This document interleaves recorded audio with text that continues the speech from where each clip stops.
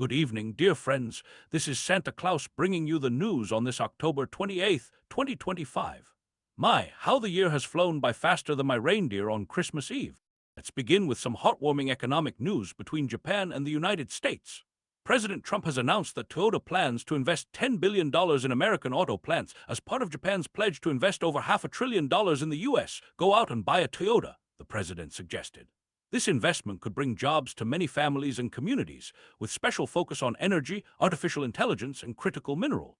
It warms my heart to see nations working together to build something positive, especially as $300 billion is earmarked for energy projects including nuclear power, which could help power all those data centers that keep our modern world connected. Speaking of international cooperation, financial markets around the world are showing optimism about upcoming trade talks between the U.S. and China. Stock markets have jumped to record highs as investors hope President Trump and President Xi will sign a framework agreement on Thursday.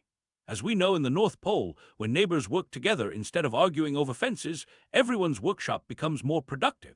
Meanwhile, across the globe, a concerning situation has emerged involving a small New Zealand insurance company called Maritime Mutual.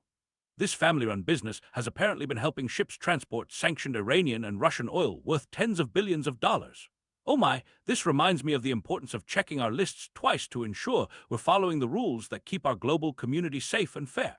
More serious news from the Eastern Pacific. U.S. Defense Secretary Pete Hegseth reported strikes against suspected drug vessels that sadly resulted in 14 fatalities, with Mexican authorities leading the rescue of a lone survivor. This troubling situation reminds us of the ongoing challenges in addressing drug trafficking and the importance of caring for all souls caught in these difficult circumstances. Turning our gaze to our justice system, public defenders' offices in several Western states have suffered devastating cyberattacks affecting thousands of case files. These dedicated legal helpers who serve those who cannot afford representation are struggling to defend their clients in a timely manner. Let us remember that justice delayed can mean hardship extended for many vulnerable families. In Madagascar, there's a glimmer of hope as the military-led government that seized power earlier this month has appointed a mostly civilian cabinet, including some prominent critics of the ousted president. Even in difficult political transitions, finding ways to include diverse voices can help heal divisions and address economic hardship.